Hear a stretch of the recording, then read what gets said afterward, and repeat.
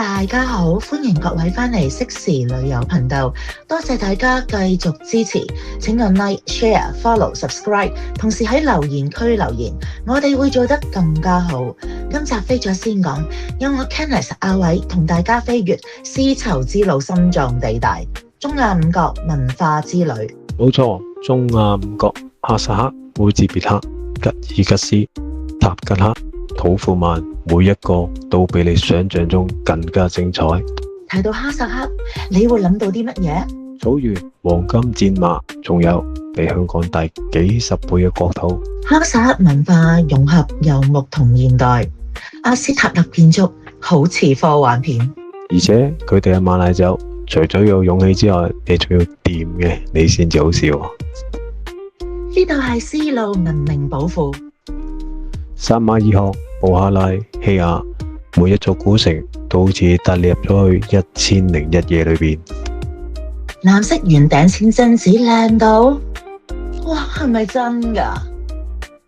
而且烏茲別克嘅炒飯油香，令到你已經唔記得減肥啦。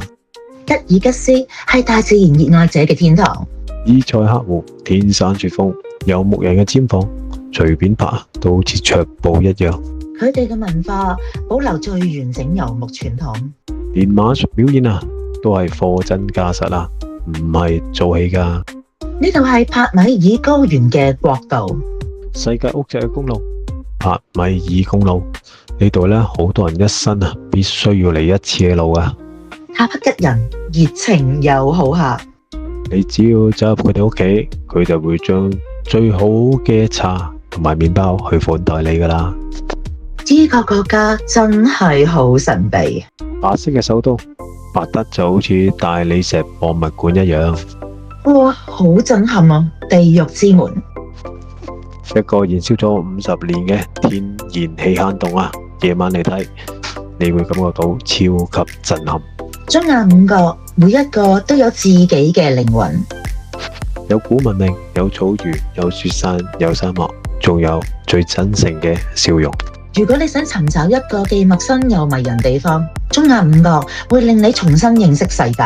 非常感謝大家收睇今集飛咗先講中亞五國之旅，係咪想知更多詳情？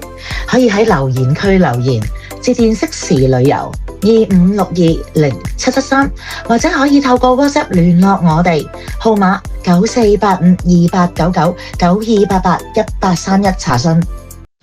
喂，仲有要密切留意我哋 Facebook、IG、Flex 同公司網頁最新動向及資訊。下集再見，拜拜。